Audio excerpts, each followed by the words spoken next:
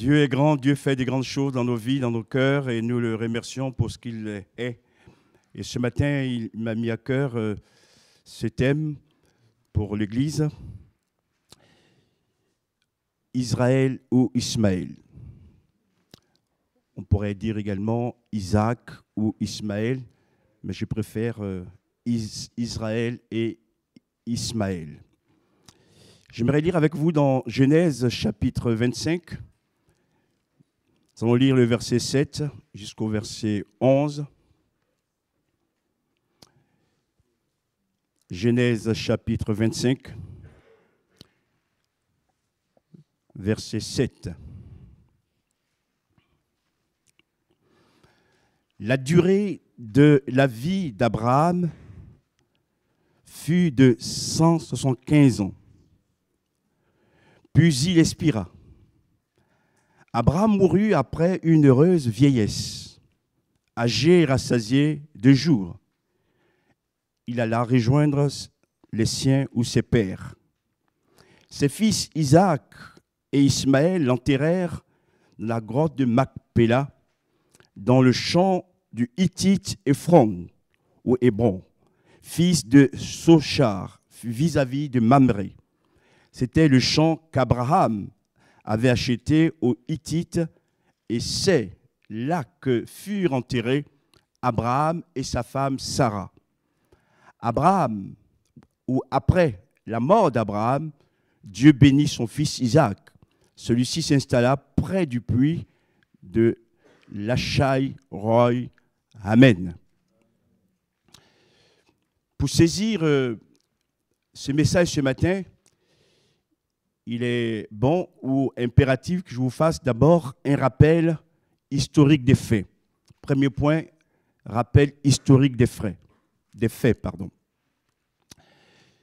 Cette histoire remonte à des racines millénaires, comme nous allons le voir. Et nous allons commencer par le chapitre 16 de la Genèse. On ne le lira pas. Je vous résume le chapitre. Là, on est en présence d'Abraham et de Sarai. Sarai est stérile. Et pour avoir donc un enfant, donner un enfant à Abraham, il va y avoir un compromis. Hélas, un compromis. Et ce compromis va consister à ce que Abraham s'unisse à Agar, et de cette union va naître donc un fils, Ismaël ou Ishmaël, premier-né d'Abraham. Et lorsque Agar tombe enceinte, Agar va mépriser sa maîtresse, Sarai. Déjà, les problèmes commencent entre Sarai et Agar. Elle va regarder sa maîtresse avec beaucoup de mépris. Sarah, à son tour, va maltraiter Agar. Agar sera obligée de s'enfuir. Et là, elle rencontre l'ange de l'Éternel qui va lui dire de revenir à la maison. C'est qu'elle va faire.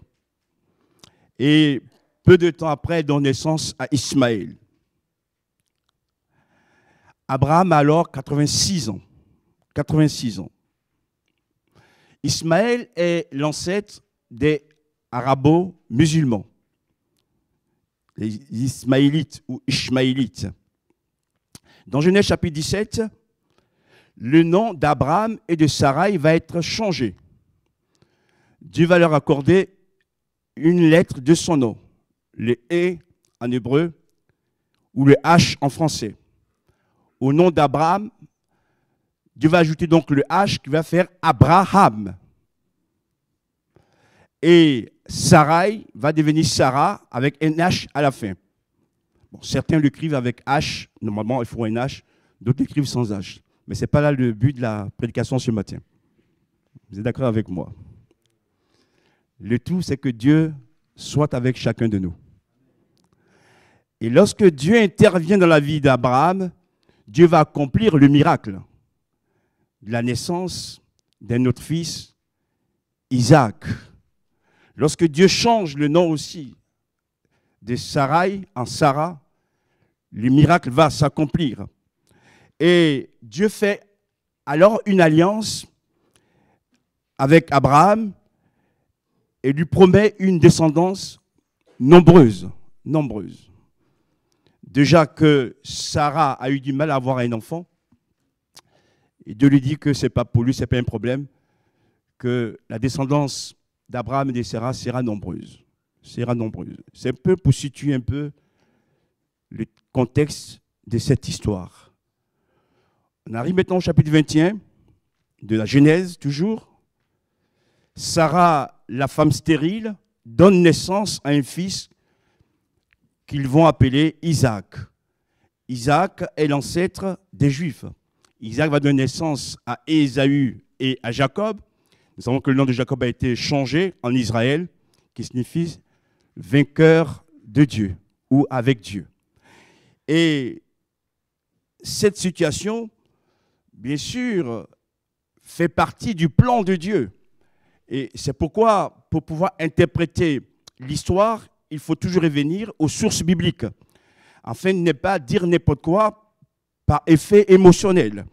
Et ce que je voudrais également dire ici ce matin, c'est que l'enfant Isaac a à peine 2 ans. C'est vrai, Ismaël 15 ans, et Sarah, à un moment donné, après la fête qu'a organisée Abraham à l'honneur de son fils, voit Ismaël rire. Sarah vit rire Ismaël. Ismaël se moque, on va dire, de Sarah et de son fils. Elle va mal le prendre, cela va la mettre en colère, et elle va demander à Abraham de chasser Agar et Ismaël. Ce n'est pas facile pour Abraham, mais il a fait ainsi. Agar et Ismaël sont donc chassés, et la Bible nous dit que Ismaël grandit et habita dans le désert. Il va grandir dans le désert. Le désert sera son école de formation. C'est pourquoi il y a une sorte de dureté chez les Ismaélites aussi. Et il va habiter dans le désert, un peuple aussi nomade, même si aujourd'hui on sait que la plupart sont sédentarisés. Voilà un peu ce qu'il faut comprendre et saisir par rapport à cette histoire d'Ismaël et d'Israël, ou Israël et Ismaël. Je n'arrive maintenant au deuxième point, le centre de notre message ce matin, la réconciliation des frères ennemis. Un jour viendra où ils seront réconciliés. Et je voudrais d'abord, donc, au travers du texte qu'on a lu dans Genèse chapitre 25, par l'aide de l'Esprit de Dieu, l'assistance de l'Esprit, vous apporter donc la pensée de Dieu. Il est dit qu'Abraham a eu une vieillesse heureuse. Dieu a béni cet homme. Dieu a béni Abraham. Il mourut rassasié de jours. Il a 75 ans. Et pour Dieu, c'est une grâce. C'est une grâce. Quand il a son fils Isaac, Abraham a environ 100 ans. Et Sarah, environ 90 ans. C'était un grand miracle aussi. Dieu seul peut faire ça. Ses fils, lorsqu'ils meurent, il est dit qu'ils vont l'enterrer dans la grotte de Macpéla à Hébron. Et ce que je voudrais dire ce matin et vous rappeler, c'est qu'on a vu que Sarah et Agar ont eu des querelles. Les enfants également. Abraham avait difficulté à se positionner. On ne va pas l'accabler. Donc, dans cette famille, il y a déjà des sujets de discorde. Il y a des problèmes entre les uns et les autres, entre les femmes, entre les enfants, etc. Mais lorsque Abraham meurt, tous les deux fils, il est dit qu'ils se sont réconciliés car ils vont taire leur querelle pour enterrer leur père. Frères et sœurs, Dieu, dans cette parole prophétique, nous montre déjà que si Isaac ou Israël et Ismaël ont fait la paix autour de la dépouille mortelle de leur père, la paix est toujours possible. Gloire à Dieu. La paix est toujours possible. Et des fois, Dieu permet que la réconciliation s'efface autour de la mort. Ici, c'est un seul mort.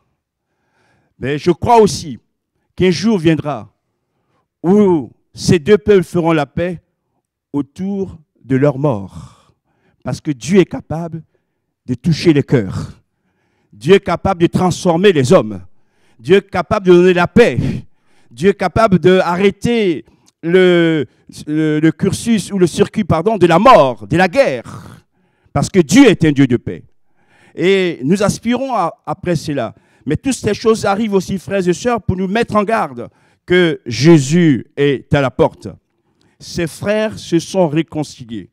Et j'ai bien intitulé le deuxième point, la réconciliation des frères ennemis.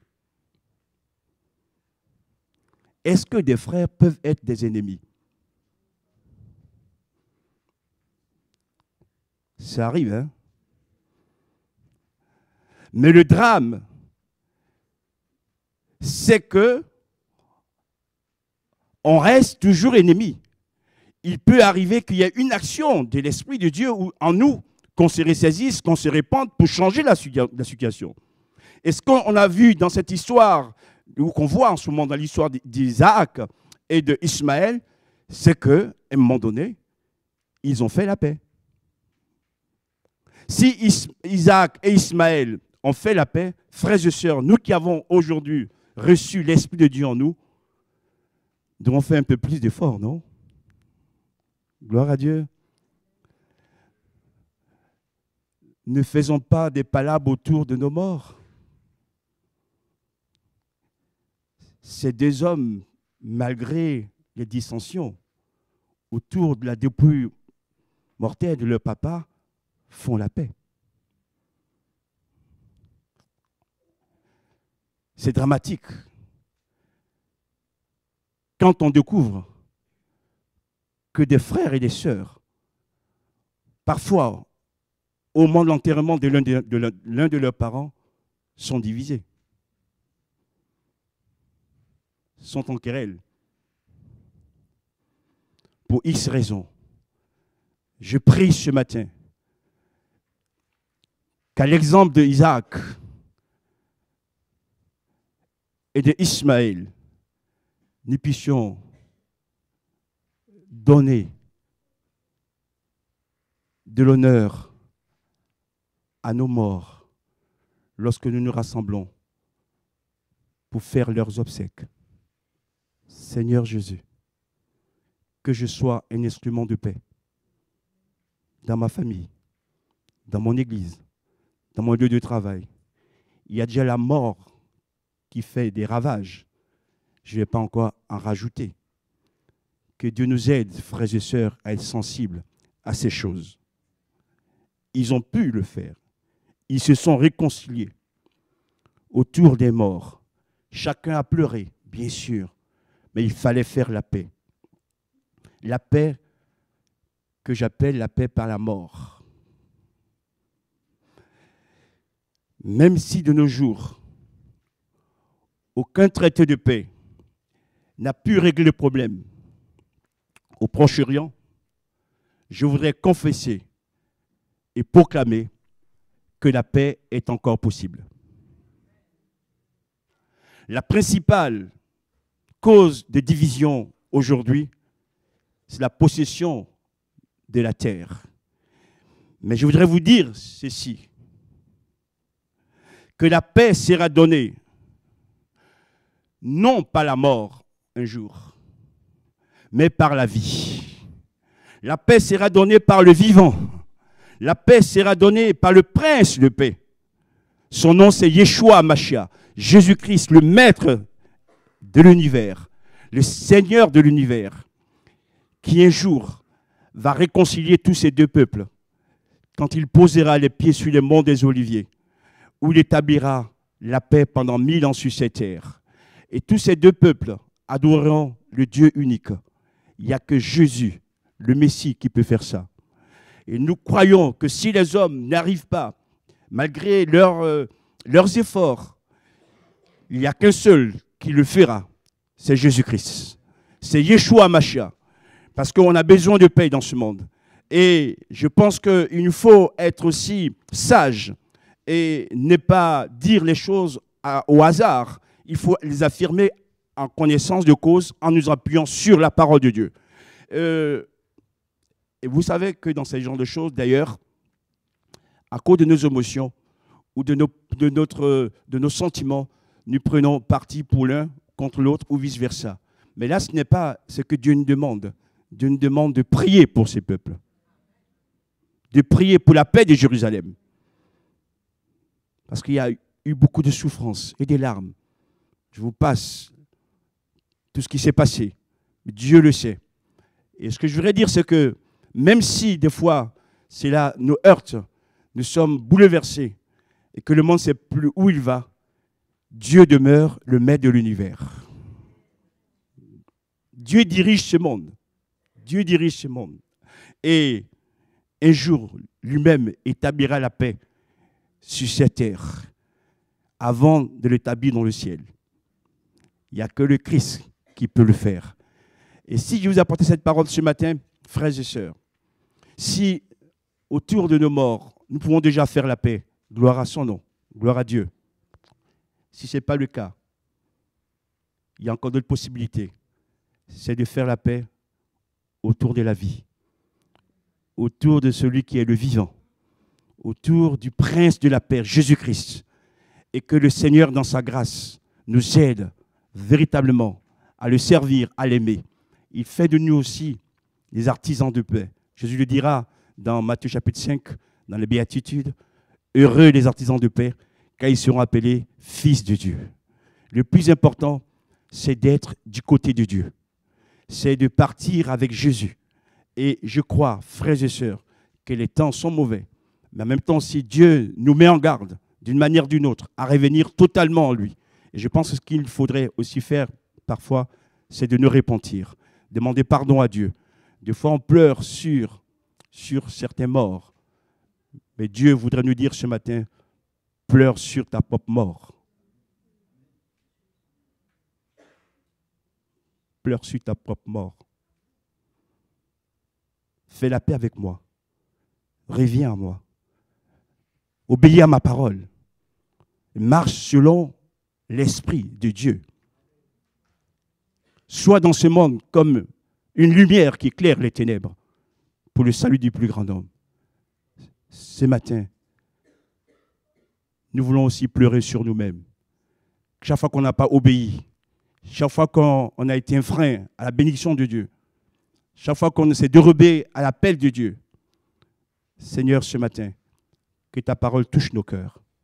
Nous voulons croire que malgré nos divisions, nos querelles, si nous revenons à toi, tu nous accordes ta paix.